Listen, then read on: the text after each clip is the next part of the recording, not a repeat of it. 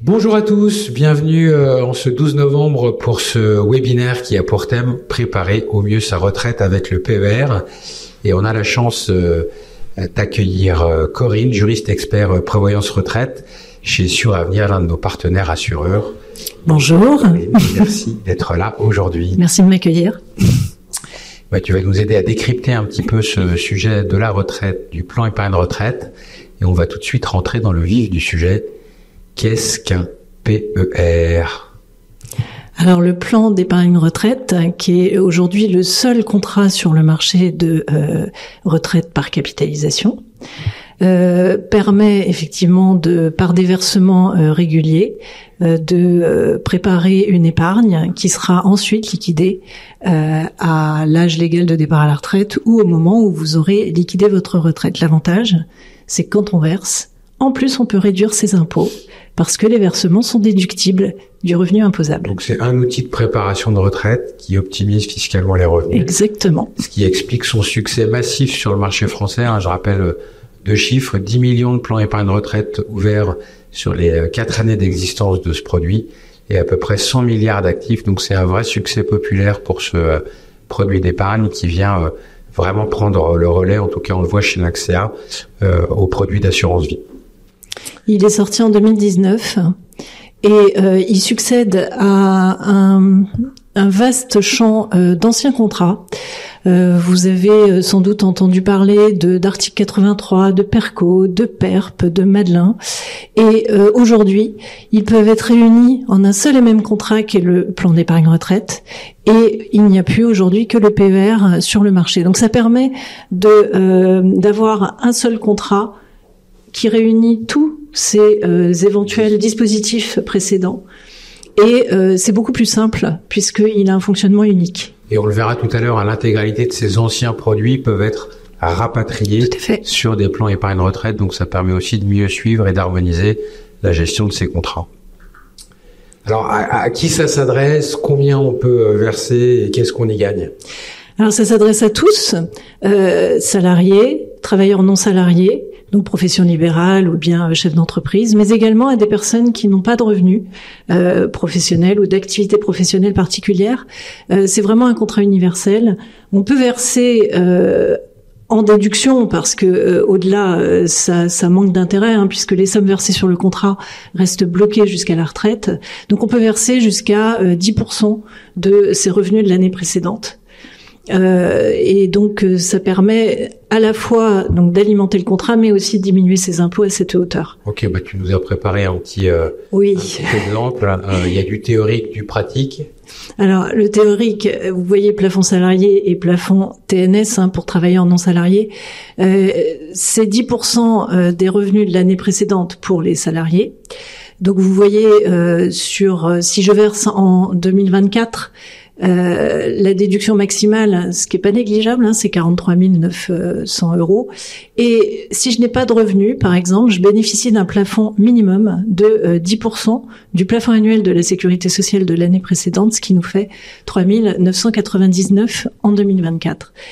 Les TNS, eux, ils ont la possibilité de déduire 10%, mais du bénéfice de l'année, pas de l'année précédente. Ouais, ça se calcule pas, voilà, ça se calcule pas exactement.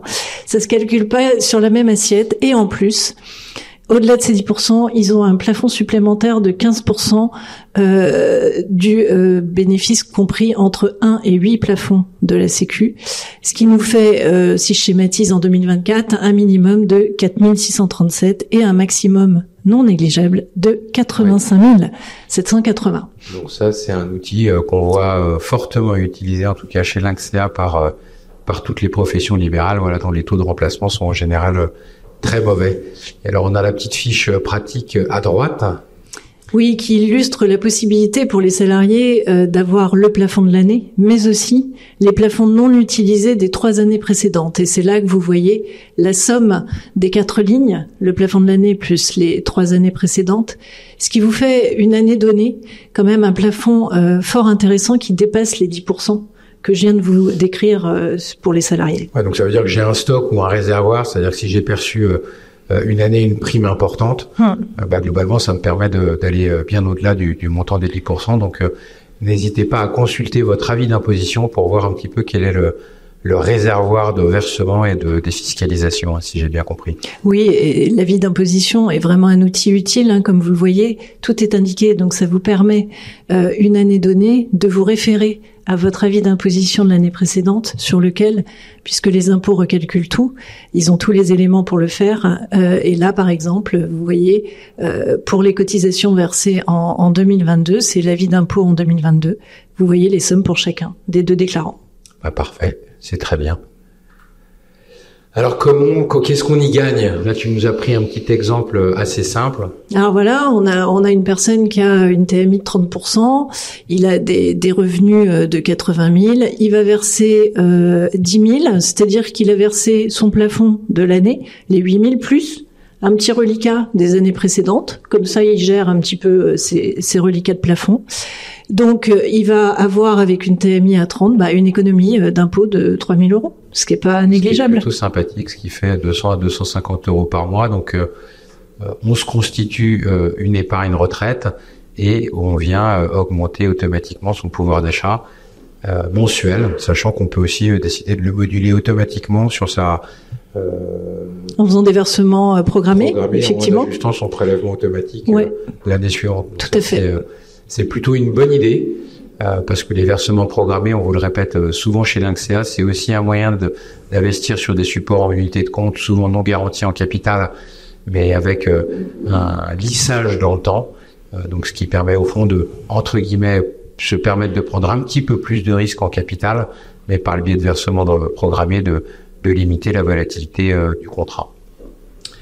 C'est très très clair, donc on voit que c'est quand même un mécanisme très puissant, et que ceux qui ont des grosses variations de revenus qui utilisent leur plafond, les chiffres peuvent être en tout cas très sympathiques en termes d'économie d'impôt. Que se passe-t-il si on décide l'année suivante, au fond, de replacer ces 3 000 euros d'impôt, Corinne? Soit effectivement on joue la fourmi et on les replace. Donc on va, comme tu l'as indiqué tout à l'heure, faire des versements programmés et comme ça bénéficier encore de l'effet cliquet. Donc ces 3 000 vont régénérer 30%. Voilà, exactement, et ainsi de suite. Il y a un effet cliquet. Il y a un effet cliquet et avec normalement aussi une revalorisation de cette épargne qui au terme va au-delà de l'économie d'impôt faire des revenus supplémentaires. Ouais, en clair, hein, j'ai investi quasiment 10 000 euros dans un plan épargne retraite en ne mobilisant que 7 000 euros d'épargne, ce qui vient automatiquement booster la rémunération puisque vous n'avez investi que 7 000 pour une épargne qui travaille sur 10 000 euros. Donc c'est quand même très très puissant. C'est très très clair, Corinne, merci beaucoup. Au fond, pas mal de gens se disent c'est bloqué, c'est pas bloqué, c'est quoi l'intérêt d'attendre autant au fond sur le plan épargne retraite? Là, tu nous donnes un petit peu la philosophie du produit. En fait, pour préparer sa retraite, certains ont besoin d'être sûrs que l'argent est bloqué, comme ça je n'y touche plus, et je sais qu'à la fin, je vais pouvoir récupérer ces sommes.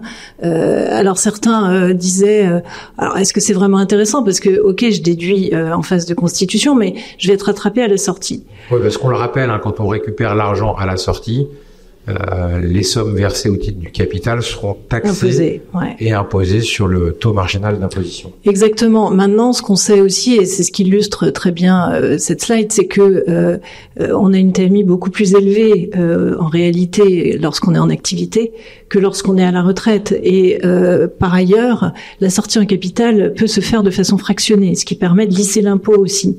Donc la crainte qu'avaient certains, finalement, est pas si importante que ça, et ça reste un produit très intéressant au demeurant. Ouais, donc en clair, j'ai une TMI à 30 pendant ma phase d'activité, je défiscalise à 30, je refiscalise à la sortie sur cette part de capital à 14, et en plus de ça, je peux ajuster ce pilotage de capital pour là aussi de manière annuelle limiter l'impôt. Donc c'est quand même extrêmement flexible.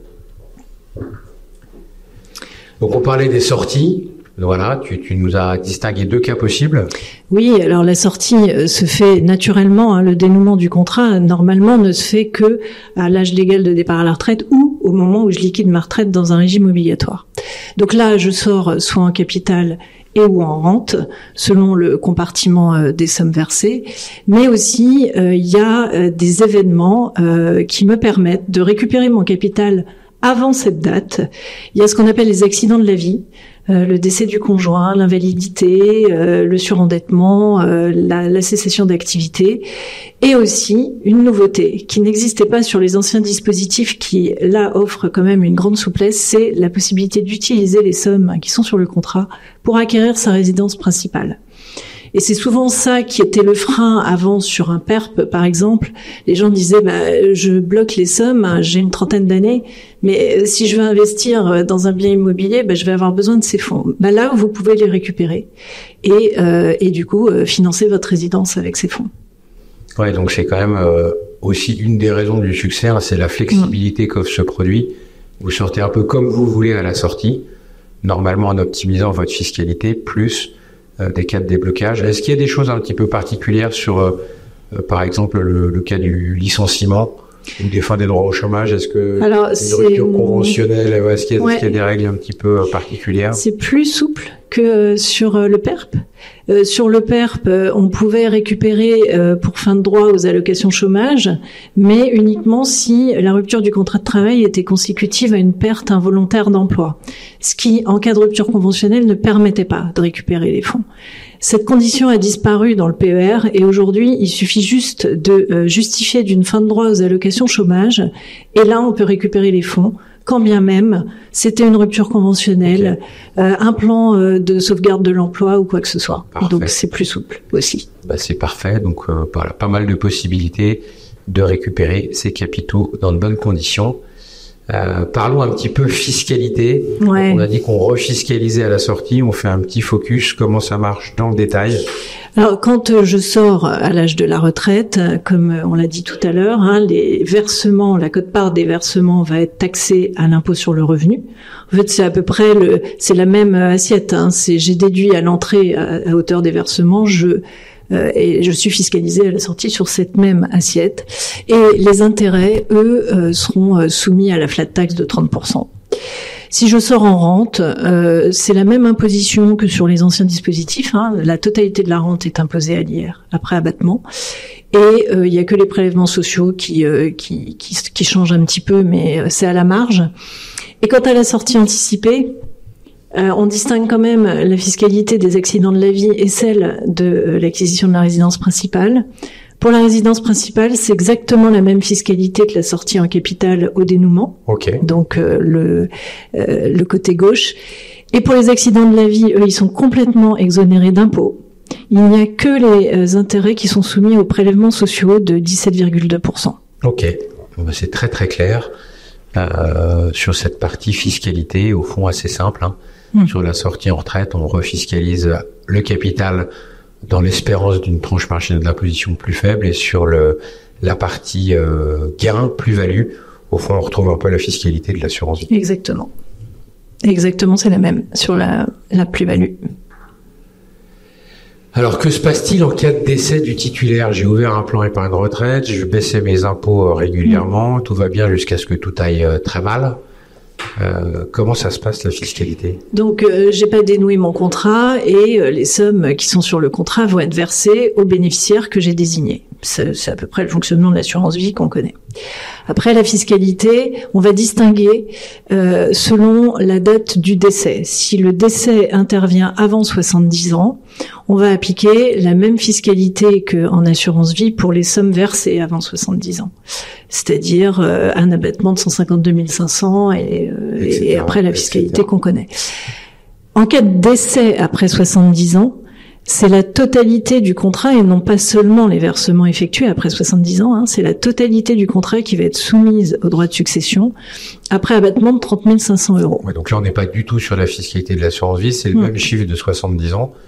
En revanche, une chose quand même particulière, si le bénéficiaire du contrat est le conjoint. Ah, et voilà, il y a une exonération totale. Donc là, ouais. Donc c'est pour ça que certains qui, au final, ont épargné et qui n'avaient pas besoin immédiatement des sommes pour leur retraite, parfois peuvent le conserver, désigner leur conjoint, lequel va récupérer les fonds en totale exonération d'impôt. Là d'impôt. aussi, il y a assez peu de changements par rapport à l'assurance vie, c'est conjoint qu'on bénéficie. C'est exactement pareil. Voilà, donc soyez vigilants là-dessus. Des stratégies de sortie peuvent être mises en place, évidemment, entre le moment où vous prenez votre retraite et ses 70 ans, on l'a vu. Ouais. Et puis après, il faut ne pas hésiter à prendre conseil, parce que c'est un produit qui est quand même un petit peu plus technique que l'assurance vie, tant sur les montants de versement, on l'a vu, il faut pas trop dépasser, etc., que sur l'optimisation de la fiscalité à la sortie. Donc n'hésitez pas surtout à trouver un partenaire qui vous offre le conseil suffisant. Toutes nos équipes nous sont évidemment formées à ces sujets-là.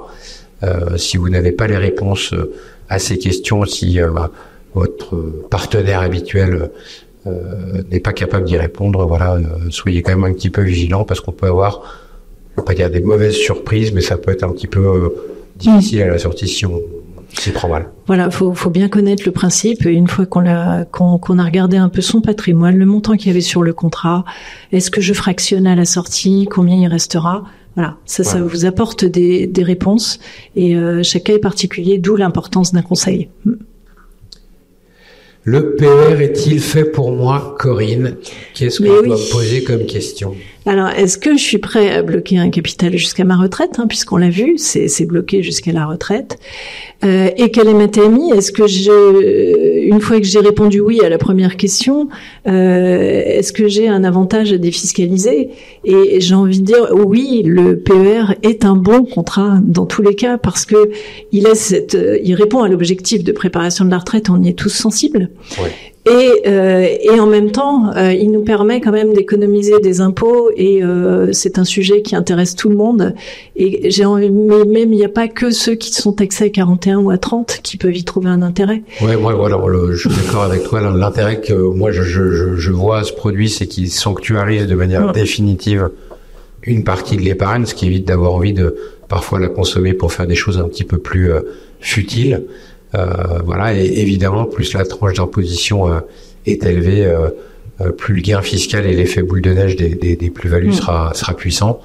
Donc premier élément, avoir du temps. Deuxième élément, se dire que oui, effectivement, plus on paye d'impôts, plus cela a du sens, et que, en tout cas, peut-être en réciproque, toute personne ayant une tranche de 30% ou plus devrait consacrer une partie de son épargne à un PER. Oui, j'ajouterais que c'est un produit de long terme. Donc l'horizon de long terme permet aussi d'investir dans des unités de compte où on peut se dire ah oui, c'est un petit peu risqué, mais au final, vu que on investit sur on n'a plus la question de se dire là j'ai 3 ans, j'ai 5 ans. Mais c'est ça, voilà. On sait qu'on a du temps, et que ce temps permet quand même de générer des gains normalement plus élevés sur certaines unités de compte. Ça c'est très très bien. Parlons transfert, on parlait de conseils, on disait tiens, j'ai des vieux trucs qui traînent à gauche, à droite. Qu'est-ce qu'on peut faire? C'est quoi cette histoire de transfert? Alors, il faut qu'on se pose la question, puisque vous avez vu que l'idée, c'était d'harmoniser au sein d'un même contrat tous les dispositifs. Donc, on a vu les PERP Madelin, on a ça sur le marché. Il faut avoir en tête qu'aujourd'hui, il n'y a plus que le PER qui peut être le réceptacle en transfert de ces anciens dispositifs. Ils ne sont plus transférables entre eux. Il n'y a plus que vers le PER qui peuvent être transférés. J'ai une seule case à l'arrivée. Voilà. Donc c'est facile, et entre PER c'est pareil, tout est transférable vers un PER, ça c'est le principe.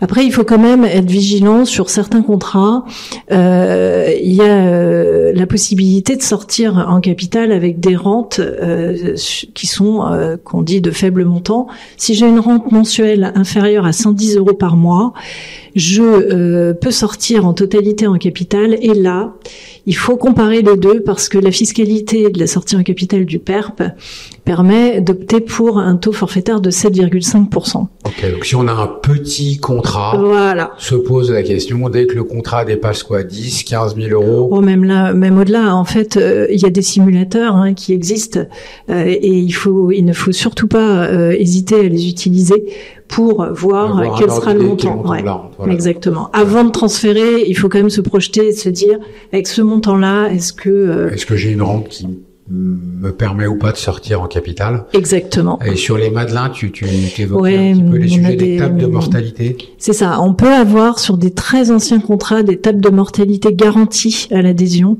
qui, en cas de sortie en rente, peuvent être bien plus favorables que d'aller sur un PER. Maintenant, le Madelin, il avait un inconvénient, c'est l'obligation de verser chaque année au sein d'une fourchette minimale. Et ça, selon des revenus fluctuants des travailleurs non salariés ou des dirigeants d'entreprise, ça peut s'avérer, indépendamment de ces tables, de le gérer. Du coup, le PER, lui, a une souplesse. Voilà, exactement. Ok. Et les articles 83, c'est un petit peu notre marotte chez Lynxea. Il y a de nombreux salariés qui bénéficient au cours de leur carrière dans leur société d'article 83, c'est l'intérêt de retraite pour partie payée par l'entreprise et pour partie par le salarié. Oui, si le régime le prévoit, et puis le salarié a pu lui-même faire des versements individuels facultatifs qui seront transférés aussi sur le PER. Et ceux-là, parfois on les oublie parce qu'on a une carrière, on change d'entreprise, et là. Et on sait même pas que sur sa fiche de paye, cette ligne article 83 correspond au fait à de l'épargne retraite comme un produit d'épargne traditionnel qu'on oublie. De manière définitive, et il y a quelques milliards d'euros qui se promènent. Généralement, je prends l'exemple de beaucoup de personnes qui ont travaillé dans des grands groupes du CAC 40, bénéficiaient de ces retraites 83 et connaissent absolument pas l'existence de ces produits. Et dont on voit beaucoup de clients qui en prennent conscience chez Lynxea et qui font réapparaître de l'épargne perdue par le biais de ces transferts. Alors, il y a une super appli là-dessus, c'est Mon Compte Retraite, qui parce que tous les assureurs doivent déclarer à cet organisme qui gère cette appli la liste des contrats qu'ils ont, et du coup c'est là que vous pouvez découvrir, en allant sur Mon Compte Retraite, des vieux 83 dont vous ignoriez complètement l'existence. Vous n'en recevez plus les relevés annuels parce que vous avez déménagé. Voilà, et de fait ça vous permet de faire un petit bilan, de regarder ce que vous avez, et puis faire peut-être un petit bilan avec votre conseiller pour voir si c'est transférable, dans quelles conditions, et si c'est intéressant de le faire. Donc ça, n'hésitez pas à utiliser ce site France Retraite qui est un truc extraordinaire que l'État a développé, qui permet à la fois d'avoir une visibilité complète sur son parcours de salarié, d'avoir des estimations de retraite qui sont basées sur votre parcours réel et non pas des parcours théoriques, et puis potentiellement de récupérer ces trésors d'épargne perdue qui peuvent être rapatriés pour une meilleure gestion sur un produit individuel. Donc merci de cet excellent conseil, Corinne, parce que moi je l'ai fait à titre personnel. J'ai récupéré un article 83 de quelques années passé dans une banque que j'avais même pas totalement oublié. Je savais même pas que j'avais cotisé sur ce produit-là. Pareil. J'ai fait un stage de quelques mois et je savais pas que j'étais titulaire d'un 83. Donc c'est très utile. Donc regardez France Retraite. Mon Compte Retraite. Mon Compte Retraite.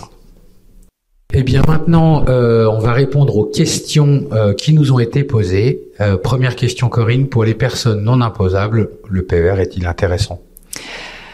Si on veut préparer sa retraite et que on a besoin de bloquer les sommes parce que on est un petit peu cigale, oui. Mais sinon, il y a l'assurance vie qui peut qui peut répondre à cet objectif et qui aura exactement le même résultat, avec en plus un contrat rachetable à tout moment. À tout moment, pour plus de flexibilité. Tout à fait. Deuxième question, je suis à la retraite, ai-je intérêt à adhérer à un PER ? Alors, la réponse, c'est ça dépend des contrats de la place. Tout le monde n'a pas la même approche. En tout cas, à Suravenir, nous, comme c'est un produit de préparation de la retraite et que c'est l'objectif premier, nous n'autorisons pas l'adhésion pour des personnes retraitées qui n'ont plus d'activité. Qui n'ont plus d'activité, ça c'est important. C'est-à-dire un vrai retraité qui touche sa pension de retraite, lui, on lui permet pas de rouvrir un PER. Il faut qu'il ait une activité partielle. Donne-nous un exemple. Oui, par exemple, le cumul emploi-retraite, c'est que j'ai liquidé ma retraite dans un régime obligatoire, mais je continue quand même à travailler. Du coup, j'ai toujours ce besoin d'accumuler une épargne. Activité qui génère des revenus. Okay. Exactement. J'ai la retraite progressive aussi, et puis dans tous les cas, même si je suis à la retraite et que j'ai un ancien dispositif, on acceptera l'adhésion pour transférer les sommes sur le PER. D'accord. C'est l'exception qui prévaut. Oui. Ok. Donc si on découvre très tard un article 83, c'est toujours possible. Même si on est à la retraite, il n'y aura pas de souci pour adhérer. Parfait. Question importante. Je suis TNS. Comment ça se passe pour un PER ? Les TNS, c'est toujours un petit peu plus compliqué. J'espère que tu vas nous simplifier tout ça. Alors, c'est un peu compliqué parce que ils ont plus de choix. Donc, c'est ça qui est chouette pour eux. C'est que ils ont le plafond universel qu'on a vu tout à l'heure, des 10%. Et en plus, ils bénéficient de ce plafond spécifique à eux qui est 10% plus 15%. On l'a vu. L'option 1 ou l'option 2. C'est ça. Et sur une même année, je vais pouvoir déduire, par exemple, je verse 10 000 sur une année en déductible, et au moment de ma déclaration de revenus, je pourrais choisir si je déduis 5 000 en application d'un plafond et 5 000 en application de l'autre ou la totalité. Enfin, j'ai vraiment une grande latitude. Ouais, tout à fait. Ok, donc ça c'est vraiment important. Comme c'est un petit peu compliqué, n'hésitez pas surtout, pareil, à prendre conseil avant d'effectuer les versements, parce qu'une fois qu'ils sont faits, ils sont faits. Voilà, donc ça c'est important pour les TNS. Il y a un très bon article sur le site Lynxea qui détaille un petit peu ce mécanisme TNS pour justement bien savoir quand est-ce qu'on choisit l'un ou l'autre, ou l'un puis l'autre. Voilà, donc ça c'est important. Et puis dernière question, quelle est la différence entre un PER assurance et un PER bancaire? Ça, tu vas peut-être nous en dire. C'est un cas de décès, en fait. La grande différence, c'est que la taxation n'est pas du tout la même. On a vu tout à l'heure la distinction avant 70 ans, après 70 ans dans un contrat d'assurance. S'agissant d'un PER compte-titre, c'est PER bancaire, un compte-titre, là, c'est les droits de succession qui s'appliquent en cas de décès. Ouais, donc si j'ai un gros plan épargne retraite qui se constitue au fur et à mesure et qui m'arrive une tuile, c'est ça. Là globalement il n'y a pas de bénéficiaire conjoint ou pas conjoint, tout sera soumis aux droits de succession. Donc ça c'est quand même une différence majeure. Voilà, pour ceux qui l'utilisent pleinement et qui ont des montants à la fois en tout cas parfois assez significatifs, le PER assurance constitue quand même une couche de protection extrêmement forte. Même si, en tout cas c'est pas vraiment le cas chez Lynxea, le choix des unités de compte possibles est parfois plus important sur les PER bancaires, mais pas toujours. Aujourd'hui, de toute façon, on a de moins en moins de différences globalement avec les PER en ligne et surtout d'excellents PER sur avenir. Alors, parlons de la gestion financière du PER. Est-ce que globalement, tu peux juste nous donner peut-être les grandes familles ou typologies de gestion qui existent?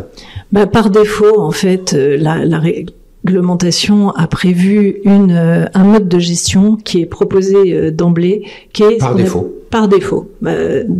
Vous serez orienté sur la gestion horizon. C'est un pilotage automatique des arbitrages en fonction de la date que vous aurez fixée pour liquider votre contrat. Donc c'est vous qui avez le curseur en main. C'est vous qui fixez cette date. Elle peut être bien après que vous ayez liquidé votre retraite. Elle va servir à piloter cette sécurisation progressive au fur et à mesure que j'atteins cette date. Évidemment, vous pouvez déroger à cette gestion par défaut. C'est une simplification qu'a voulu mettre le législateur pour des gens peu avertis. Et donc, si la gestion horizon ne vous convient pas ou que le profil qui vous est proposé ne vous convient pas, vous pouvez aller sur la gestion libre et là, vous avez exactement toute la liberté de choisir les supports, d'arbitrer quand vous voulez, d'avoir même des options d'arbitrage programmées. Et il y a aussi le mandat d'arbitrage où là, les arbitrages sont délégués à un professionnel qui va les gérer au mieux de vos intérêts. Donc voilà, donc pareil, on voit c'est aussi complet qu'un bon contrat d'assurance vie. Maintenant, les classes d'actifs à long terme, en tout cas à privilégier, en tout cas plutôt peut-être à long terme, mais surtout en ce moment, vous avez des supports de private equity qui sont accessibles dans les contrats, qui permettent un petit peu de s'affranchir de fortes fluctuations de marché financier actions, voilà, qui sont globalement pas accessibles partout et on a la chance de les avoir sur la majorité de nos PER. Les produits structurés qui s'adaptent parfaitement aux épargnes long terme, puisque c'est souvent des produits de maturité maximum d'une dizaine d'années au maximum, mais ce qui pose assez peu de problèmes dans le cadre d'un contrat qui est normalement pas racheté avant sa maturité. Et puis en ce moment, tout ce qui est obligataire daté, on vous en parle souvent là aussi, où globalement on a des poches de rendement à aller chercher qui s'adaptent bien en unité de compte prudente pour les plus timorés. Dernière petite question qui nous parviennent. Que se passe-t-il si les versements prévus avec défiscalisation dépassent le montant maximum accepté par les impôts ? L'idéal, c'est de ne pas dépasser ce montant. Je vais vous expliquer pourquoi. En fait, quand vous versez sur le contrat, vous allez verser, imaginons 15 000 euros, et vous allez dire que ces 15 000 euros sont déductibles. Nous, assureurs, on va les déclarer aux impôts comme étant déductibles. Puis là, ils vont refaire les petits calculs, et ils vont s'apercevoir qu'en réalité, vous ne pouviez pas déduire 15 000, mais 10 000. Les 5 000, ils vont les réintégrer à votre revenu imposable. Donc, ils restent sur le contrat, ils sont pas perdus, mais ils vont être fiscalisés à ce moment-là.